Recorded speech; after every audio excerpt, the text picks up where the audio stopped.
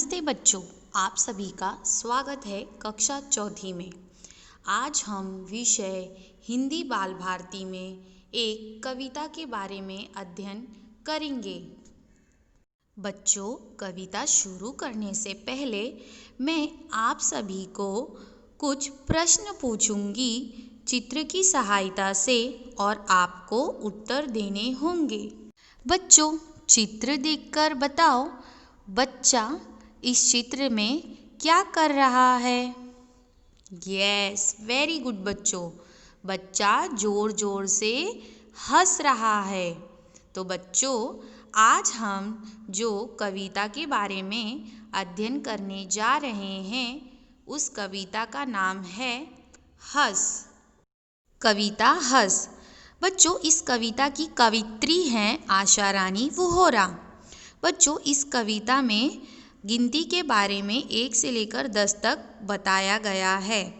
और बच्चों, आज हम गिनती के माध्यम से इस कविता को पढ़ेंगे और गिनती का उच्चारण कैसे करते हैं वह सब भी जानेंगे इस कविता के माध्यम से। तो चलो बच्चों, अपने हिंदी बाल भारती के पाठ्य पुस्तक में से पृष्ठ क्रमांक 21 निकालो। बच्चों, पहले मैं आप सभी को इस कविता को पढ़कर बताऊंगी और आप ध्यान से सुनेंगे और फिर मेरे साथ दोहराएंगे। पूर्वानुभव सुनो और बताओ। यानी बच्चों, पहले आपको कविता अच्छे से सुनना है, फिर आप सभी को इस कविता को पढ़कर बताना है। कविता हंस। 1 2 3 आंगन से कचरा बीन। 2 3 4 सबसे करो प्यार। 3 4 5 सांच को नहीं आँच। 4 5 6 पढ़ाई करते रह। 5 6 7 खेले मिलकर साथ। 6 7 8 एकता के ठाठ। 7 8 9 मन उदास क्यों। 8 9 10 खिलखिलाकर हंस। तो चलो बच्चों, अब हम कविता के हर एक पंक्तियों को पढ़ते हैं और कविता के हर एक पंक्तियों का अर्थ समझते हैं। 1 2 3 आंगन से कचरा बीन। तो बच्चों, इस कविता में बच्चे गिनती 1 2 3 गाते हुए कहते हैं आंगन से कचरा बीन। तो बच्चों, हमें क्या करना है? गिनती गिनते हुए 1 2 3 कहते हुए आंगन से कचरा बीनना है। आंगन का अर्थ क्या होता है? यानी बच्चों, आंगन यानी घर की सीमा में आने वाला वह खुला स्थान जिसे घर के कामों के लिए उपयोग में लाया जाता है। कचरा का अर्थ क्या होता है? यानी बच्चों, यानी कूड़ा। तो हमें आंगन से कचरा यानी कूड़ा बीन यानी साफ करना है। 2 3 4 सबसे करो प्यार। तो बच्चों, 2 3 4 गिनती कहते हुए इस कविता में बच्चे कहते हैं कि हमें सबसे प्यार करना चाहिए और हमें सभी के साथ मिलजुल कर रहना चाहिए आपस में। 3 4 5 सांच को नहीं आँच। सांच यानी बच्चों क्या होता है? सांच यानी सच्चाई। सच्चाई को कभी आँच नहीं आती। आँच यानी क्या होता है बच्चों? हानि होना। तो बच्चों, सच्चाई के साथ कभी भी बुरा नहीं हो सकता है। तो हमें बच्चों सच्चाई की राह पर चलना चाहिए। 4 5 6 पढ़ाई करते रह।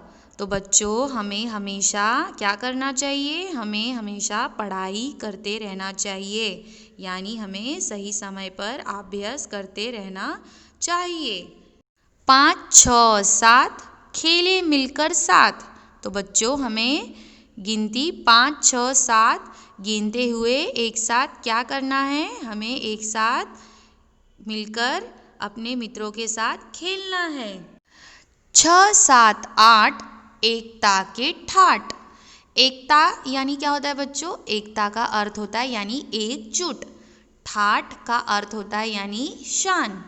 जैसे बच्चों उदाहरण, अगर एक लकड़ी होगी तो उसे कोई भी व्यक्ति आसानी से तोड़ सकता है। अगर मैं आपको 5 लकड़ी एक साथ दे दूँ तो क्या आप आसानी से उसे तोड़ सकोगे? नहीं तोड़ सकोगे।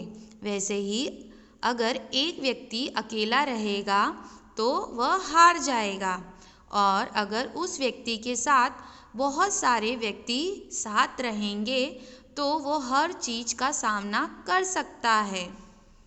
अगर हम बच्चों एकजुट होकर कोई भी काम करेंगे तो हर मुश्किल चीज़ आसान हो जाएगी।